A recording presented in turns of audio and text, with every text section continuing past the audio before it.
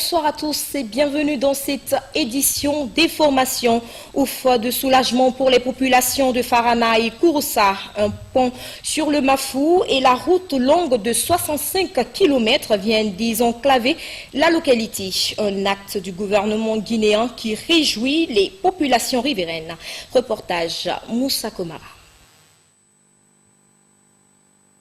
Long de 53 mètres linéaires, ce pont en béton armé surplombe le fleuve Mafou.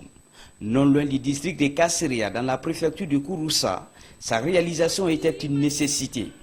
Durant près de demi-siècle, les populations de cette localité éprouvaient des difficultés pour traverser ces fleuves qui séparent les villes de Farana et Kouroussa. Il fallait emprunter ces embarcations de fortune pour aller d'une ville à une autre. Par le passé, les véhicules passaient par Dabola, Kouroussa, Kankan, ou alors par Kissidougou, Kankan. Donc aujourd'hui, on a une réduction de distance d'environ 100 km. Cet ouvrage a été construit par l'entreprise Kasseria Sal en 2014 sous financement du Fonds d'entretien routier. Outre le pont, cette route en terre de 65 km est encore réalisée pour faciliter la mobilité des populations et l'écoulement de leurs produits agricoles. Sur 40 km, il n'y avait pas de route. C'est les motos qui passaient. Une digue, 3 décharges et une dizaine de dallos sont réalisés pour protéger la chaussée ou encore rendre la circulation fluide. Les populations de la dizaine de villages impactés manifestent ici de façon spontanée leur joie et remercient le chef de l'État. Les travaux réalisés font l'objet d'appréciation de la part des ingénieurs du Fonds d'entretien routier mobilisés pour la réception définitive des ouvrages. Nous constatons effectivement que ce qui a été prévu dans le contrat a été effectivement mis en œuvre sur le terrain. Cependant, il reste encore à faire. Les populations en ont sollicité. L'autre défi reste l'ouverture de cette route qui relie le district de Kasseria à la sous-préfecture de Banfele. La traversée de cette route de 30 km relève du parcours de combattants. L'exploitation de la mine affecte négativement la santé des populations et dégrade l'environnement. À Sigiri, le phénomène est perceptible et inquiète les populations des zones concernées. Abdoulaye Diallo nous signe ce reportage. Selon les statistiques des autorités préfectorales de Sigiri, 80% de la population exerce l'activité minière. Dans cette ville de la Haute-Guinée, presque tout tourne autour de l'exploitation minière avec des conséquences énormes sur l'écosystème. La menace de dégradation de l'environnement est bien réelle. Quand nous étions à l'école primaire, la nature était verdoyante. Et là où nous sommes, qu'on appelle le Bayrin, il y avait une rivière ici très importante. Aujourd'hui, nous constatons avec amertume que les cours d'eau sont en train de disparaître. Une visite guidée dans la carrière a permis à la délégation du ministère de l'Environnement de mesurer les impacts de cette exploitation minière sur l'écosystème.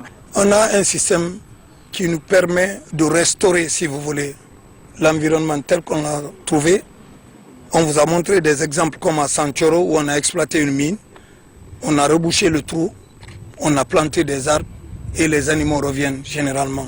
Depuis la rentrée de l'usine jusqu'à maintenant, tout ce que j'ai constaté, je sais quand même qu'ils tiennent compte de l'environnement. J'ai visité les sites qui ont été réhabilités par la société, notamment où ils ont fait le reboisement. Et les mêmes sites ont été encore réexploités par les orpailleurs. L'un des défis qui se fixe aujourd'hui les autorités guinéennes, c'est de réorganiser le secteur aurifère, générateur de revenus et créateur d'emplois. Faisons un tour dans l'agriculture. Il s'appelle Togba Traoré et a mis sur pied une pépinière de plus d'1 million de plantes de cacao dans les localités de Guéanzo, Fobandou. Question de booster cette activité. Amadou Touré pour le récit. Avec la place qu'occupe actuellement le commerce du cacao dans l'économie mondiale, nombreux planteurs de la région forestière s'impliquent activement. C'est le cas de Togba Traoré, administrateur planteur. Il a initié une pépinière d'1 100 000 pieds de cacao à Zérékoré.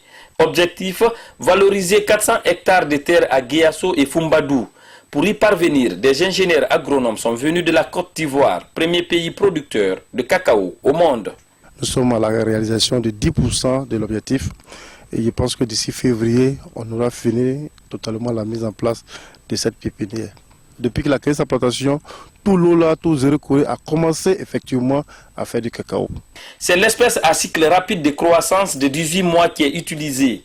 Il vise à atteindre l'objectif fixé par les initiateurs, celui de faire de la Guinée un grand pays producteur de cacao. J'ai passé une partie de ma vie en Côte d'Ivoire et je sais que le miracle ivoirien dont on a parlé est basé sur l'agriculture. Donc quand nous revenons chez nous, il est de notre droit d'essayer de reproduire le même modèle, sinon de copier ce qu'on a vu ailleurs. Et heureusement, le chef de l'État aujourd'hui, qui a fait également ce pays, est dans cette vision. Nous nous proposons de faire du cacao, du palmier, de l'anacarde. À côté de la plantation de cacao, le groupe initie également l'aviculture pour satisfaire la demande de la région. Un projet réalisé dans Guéazon et Fumbadou. Justice maintenant, de nouvelles stratégies pour des lieux de détention. L'initiative du ministère de la Justice pour une meilleure réinsertion des détenus après leur incarcération. Ternu Younoussaba pour les détails. La direction de l'administration pénitentiaire se dote d'une nouvelle stratégie de rééducation des détenus. À terme, des métiers porteurs de croissance seront envisagés en faveur des personnes en situation carcérale pour une meilleure réinsertion dans la société. Un acquis dans la lutte contre la récidive. Nous avons organisé cette étude pour définir quelle est la meilleure stratégie qu'on peut mettre en œuvre au sein des prisons, de toutes les prisons, de telle sorte que pendant que le détenu purge sa peine, qu'il apprenne un métier pour qu'il soit compétitif à la sortie de la prison, qu'il soit capable de trouver un emploi, de compétir, ou qu'il soit capable lui-même de créer son propre emploi. La stratégie est l'aboutissement d'une étude menée dans les maisons de détention de la Guinée qui relève de la nécessité d'une détention digne. Cette réforme du système pénitentiaire est un pan dans l'humanisation des prisons. Déjà, le ministère de la Justice nourrit beaucoup d'ambition dans la gouvernance des prisons. C'est une avancée notoire dans la perspective de modernisation et d'humanisation de la détention telle que prescrite par le garde des Sceaux. Sous l'impulsion de M. le ministre de la Justice et grâce à l'appui technique et financier des partenaires techniques et financiers, dont l'Union européenne, 2 décrets ont été signés en octobre 2016, dont l'un portant statut du personnel d'administration pénitentiaire et l'autre portant régime juridique des établissements pénitentiaires. Ces 2 décrets contribuent sans nul doute à rendre cette administration plus efficace. Avec le soutien de l'Union européenne à travers le programme d'appui à la réforme de la justice, le secteur compte plusieurs acquis. Le régisseur du projet a cité un exemple la lutte contre l'impunité, alors que le département compte améliorer la qualité des prestations dans les tribunaux et maisons de détention du pays. Fin de la 20e revue de la radio rurale de Guinée à Kindia, placée sous l'égide des autorités de la localité. La cérémonie de clôture des travaux qui ont duré une semaine ont favorisé la mise en place d'une stratégie de communication. Compte rendu de notre envoyé spécial, Cheikh Sanoussi Sankan. C'est autour du thème « Quelle stratégie participative pour la promotion de la citoyenneté, de la santé et le développement durable des communautés » que les 34 radios rurales de Guinée ont échangé au cours de cette 20e revue à Kindia. À l'issue de plusieurs travaux en panel et en plénière, pendant lesquels tout a été passé au peigne fin, ces professionnels de la communication, pour être dans la logique de leur vocation, ont fait des recommandations. La revue invite les stations au respect strict des temps alloués à chaque format radiophonique dans la grille. Recommande la formation groupée des chargés de programme et leurs assistants pour un renforcement de capacité. Le caractère imprimé aux travaux durant ce séjour de Kindia a été très promoteur, diront les participants. Quand une recommandation est faite, on est obligé de tenir. Et nous sommes habitués à ça. Et je sais que chaque recommandation, nous prenons en compte. Tout en se réjouissant de la portée des concertations et des résultats qui en ont filtré, le directeur général de la radio rurale de Guinée et le préfet de Kindia ont tous deux mis l'accent sur le rôle combien important de ces voix des sans-voix. Au cours de ce travail axé sur des expériences, la relecture de la contexture des typologies et leurs articulations constitutives ont permis la conceptualisation de la grille des programmes et la catégorisation de celle-ci en fonction des réalités de nos localités. Je suis persuadé qu'au sortir de ces travaux, vous mettrez tout en œuvre, plus que par le passé, pour traduire en actes concrets les recommandations pertinentes issues de cette 20e revue annuelle de votre médium. Fini la 20e revue de Kindia et rendez-vous à Mamou pour la 21e en 2018. Parlons insalubrité. Dans cette édition, les rues de Conakry sont devenues de véritables dépotoirs d'ordures de tout genre. Cet envahissement de la rue par des tas d'ordures inquiète aujourd'hui les populations. Pour en savoir plus, suivez ce reportage de Sekou Keïta. L'insalubrité dans les quartiers de Conakry est devenue un véritable problème pour les habitants. Ici, sur la route de la Corniche Sud, en passant par le rond-point du lycée 1er mars jusqu'à Matam Petit Moscou, les tas d'immondices font la loi. Vraiment, nous avons vu des ordures et cela nous gêne énormément. L'homme ne doit pas cohabiter avec les ordures. Les mouches et autres insectes qui se posent sur nos animaux sont source de maladies. Avec ces ordures de tout genre, source de maladies, les riverains pointent le doigt accusateur sur les autorités en charge de la salubrité de la capitale. Le chef secteur il a fait comprendre que le chef de quartier les a dépêchés pour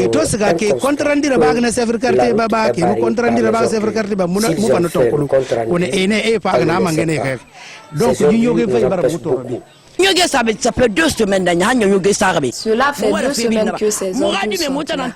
Nous avions fermé les caniveaux pour ne pas qu'on jette les ordures dedans. Même hier, un véhicule est tombé dedans. Si rien n'est fait, la corniche sud de Matam risque d'être coupée. Une situation qui devient peu à peu un phénomène de société aux conséquences incertaines. Après l'insalubrité, place à l'assainissement. Les jeunes diplômés élargis aux autres élèves se donnent la main pour assainir l'un des quartiers de la commune de Matam. Cette action, qui est une priorité du gouvernorat de la ville de Conakry, permet d'apporter une grande visibilité à notre capitale. Aboubakar Sidiki Kamara nous en dit plus. Un camion et des poubelles, voici le matériel qui aide l'association Guinée Solutions à accomplir cette noble tâche, celle de débarrasser les ménages de la commune de Matam d'ordures. Depuis 1 an, Alpha Bangura, alias Fauté pour son albinisme, et son équipe sillonnent les quartiers de cette commune tous les dimanches. De maison à maison, le recouvrement de la semaine se fait dans une courtoisie teintée de partage et de travail. Nous, c'est la solution de la Guinée pour résoudre le problème de salubrité. Voilà les 2 volets essentiels pour la création de Guinée Solutions Entreprises. Ce travail des jeunes est une aubaine pour les femmes et les foyers de Matam, car lutter contre les ordures qui font la loi à Conakry est un boulot noble. Nous, on était abonnés à un monsieur qui nous demandait 100 000 francs par mois. Mais avec leur arrivée, nous sommes vraiment satisfaits. Eux, ils nous coûtent 5 000 francs par semaine. Vraiment, c'est bon. On les encourage. Je suis très enthousiasmée par eux. Ils sont très corrects, ils sont très bien. Rester avec les ordures, vraiment, ce n'est pas la santé. Ce n'est pas du tout la santé. Surtout, il y a de ces gens ici, dans notre concession ici, et vraiment, ce n'est pas la peine. La location du camion coûte 350 000 francs guinéens pour une journée de ramassage, sans compter les 240 000 francs guinéens pour le carburant et 100 000 francs guinéens pour le conducteur. Avec 255 foyers couverts, les difficultés persistent. Payer 3 500 pour un sac de riz, payer 5 000 francs pour une poubelle ou 10 000 francs pour une poubelle, tout à fait un problème. Tout à fait un problème. On peut rencontrer des foyers qui sont associés pour un sac de riz. 3 personnes, payer 3 500 pour ça même, c'est pas facile. L'entrepreneuriat jeune est à encourager pour faire des jeunes le fer de lance pour le développement. Pour ces jeunes, cela passe forcément par rendre salubres les ménages et les lieux publics. Mesdames et messieurs, c'est la fin de ce journal qui a été préparé par l'ensemble de toute la rédaction. À tous, merci de l'avoir suivi et bonne suite de programme sur les antennes de la RTG Boulbili.